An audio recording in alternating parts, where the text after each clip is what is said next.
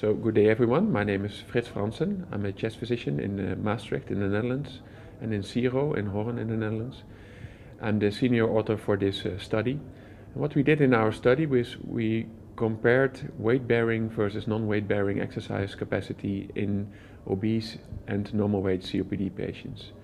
We know, of course, that COPD is a very prevalent condition around the world. We also know that the prevalence of obesity is increasing. So we are confronted with more and more patients in which both these conditions collide. We know that obese COPD patients have more dyspnea, have a more impaired health status, and have, for example, less hyperinflation compared to normal weight COPD patients. There have also been studies investigating exercise tolerance in COPD patients with obesity. It was shown that the peak cycle capacity was preserved in obese COPD patients, while the walking capacity is significantly reduced. However, in the past, no studies were performed in which both exercise tests were performed in the same individuals with COPD and obesity.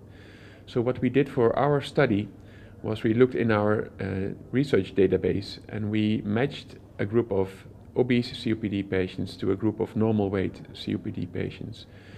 Matching was performed for gender, for age, and for lung function, and all of these subjects performed a peak cycle ergometry test and 2 6-minute walking tests, of which the results of the best tests were used. So in total we included 108 COPD patients with obesity and the same number of individuals with a normal weight COPD.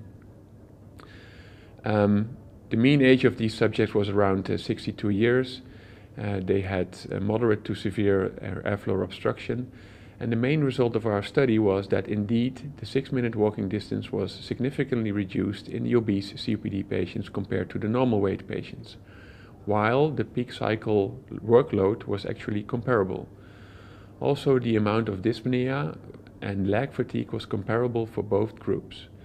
So at this stage we cannot conclude why indeed the 6-minute walking distance, so the weight-bearing activity, is reduced in COPD compared to the weight-supported exercise. This might be related to differences in comorbidity profiles between these COPD subjects. Might also be related to differences in muscle function or the prevalence of muscle weakness between these groups.